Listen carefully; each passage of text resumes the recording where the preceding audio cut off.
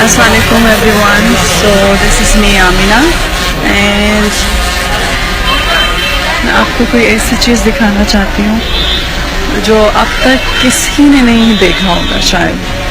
और मेरा ताल्लुक ना ही किसी पॉलिटिक्स से है, ना ही किसी के पर्सनल किसी भी चीज़ से मेरा कोई ताल्लुक नहीं है।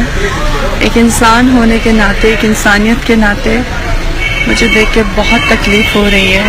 शायद ये बात हम सबको पता है, शायद मीडिया को भी पता है, शायद लोगों को भी पता है, शायद ये बात सबको पता है, पर मेरा दिल बहुत टूटा है। यहाँ आके ईदी होम में इतनी गंदगी है, इतनी स्मेल है यहाँ पे।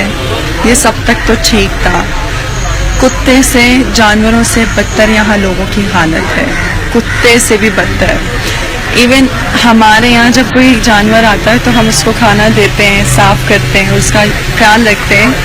अभी कुछ दिन पहले मेरे पास एक केट आई थी और मैंने बहुत ख्याल रखा, तो now she is very healthy माशाल्लाह। तो इंसान होने के नाते हम जानवरों का भी ख्याल करते हैं, जानवरों के लिए भी हमें तकलीफ होती है।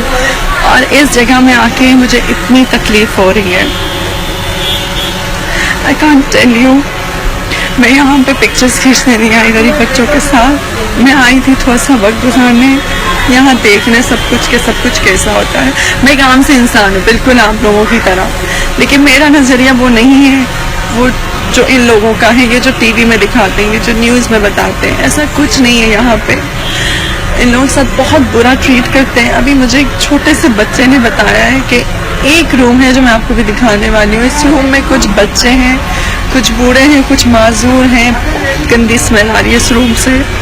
और इन बच्चों को वो मारते हैं, लोहे से मारते हैं, कंकरियों वाले लोहे से मारते हैं लोगों को। मुझे बताएं कि ये खाना जो इनको देते हैं, खिलौने देते हैं, ये किस काम के इनके? अगर इनको इतनी तकलीफ मिल रही है तो इससे बेहतर है, I think we should kill them.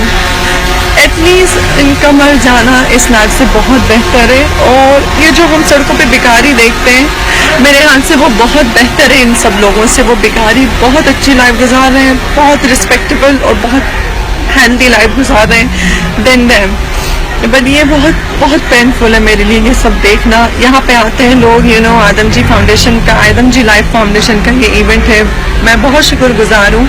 At least they are keep trying to do something, at least they are keep trying to do something.